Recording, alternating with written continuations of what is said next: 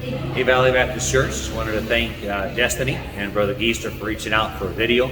Wanted to say hi to everyone there. They asked to talk a little bit about the disciples, and here we are in our institute getting ready here in just a few minutes. People will be coming in and going all around us while we're talking.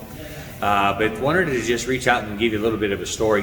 When we came here in Peru, we came with 10 families, went to plant a church in a place called Chorrillos, right near the ocean. And almost the first Sunday, I had a privilege of inviting a lady to church. She was walking by, and as she came in, she trusted Christ that day. And after church, she said, "Pastor, would you pray for my husband? I'd like him to come to church too." We began to pray for her husband. I saw her husband the very next week, invited him in. He came into church, and he trusted Christ as well. From there, in a short time, there was another man that came into the church, and I had a chance to lead him to the Lord. And that third man that came in, actually several farther on down the line over a course of months. But that guy went with us. We went across town. We were sent to go start another church. There was a man that had come from across town. His son was in a bad way physically and was in a hospital. So he asked us to come start a church in his home. And as the Lord worked it out, we did. And that man we had led to the Lord went with us. That first man we led to the Lord, his name was Luis. He went with us as well.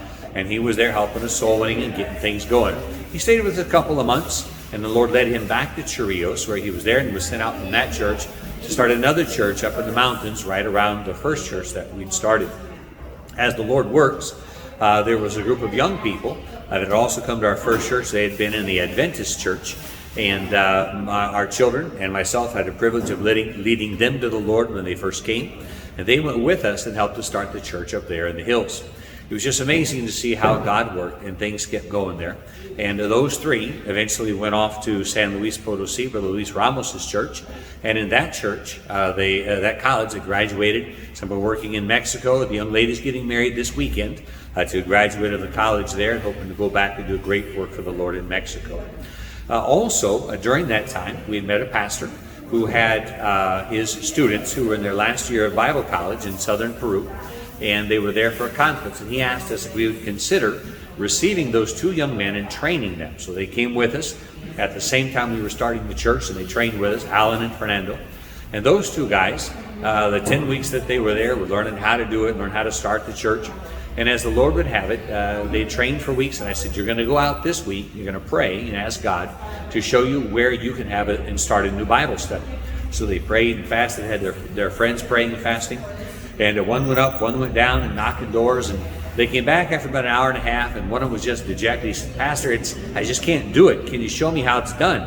And I'm thinking, well, I've never really done it like this, but hey, I said, "Lord, help me." We began to pray. And I stepped out the door of the house where we were to go there and go soul winning with him and look for a Bible study.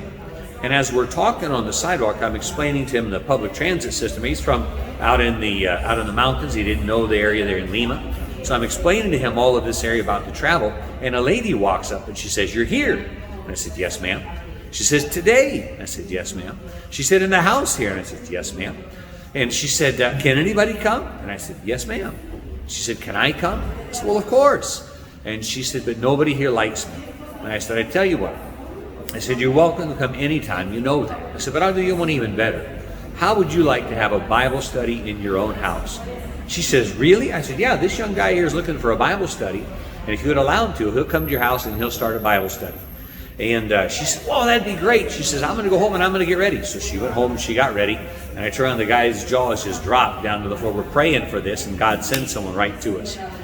So from there, he and his buddy went and they did the Bible study that night. They came back, they were so excited. The lady got saved, her sister got saved, her son got saved, the neighbor got saved. They were just thrilled at all that God had done in that one night. So they went back the very next week and knocked on the door, and nobody came to the door. And they knocked and knocked and knocked, and they could hear people inside there, but no one came to the door.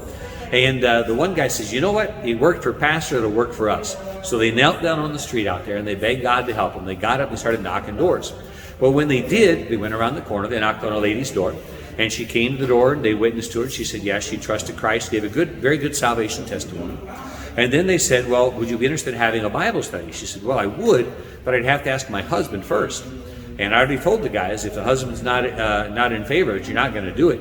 And so they said, "Well, Pastor Faust told us that if your husband's not in agreement, we can't do it." She's like, "Well, okay." So she walked away and she talked to her husband. He got home that night. And he said, well, I just don't know, who these guys are or what they are. And she said, well, they said if you're not in favor of it, we can't do it. He said, oh. He said, well, I guess they believe the Bible then, so let them do it. So that lady opened up her home for a Bible study. Neighbors came. And that lady, in just a short time, invited her brother-in-law. Now, her brother-in-law right now is a treasurer in our church. And Jonathan, come here, Pastor Jonathan, the guy helping with the video, this is her nephew. And you probably can't see her, but stand over there at our desk for registration dresses, John. Stand over there at our registration for the desk is her niece. Now, God has used him. Jonathan works in our church. He's like an assistant pastor there. He's reaching out, seeing souls saved. They both work on our team. They've been responsible helping start churches all over Peru.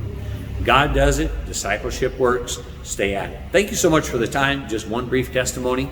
Anytime you need anything, we're here to serve you. Thanks for all you do to keep us on the field. Praying that God will use this to be a blessing and encouragement to you where you're at. Thank you so much. God bless you.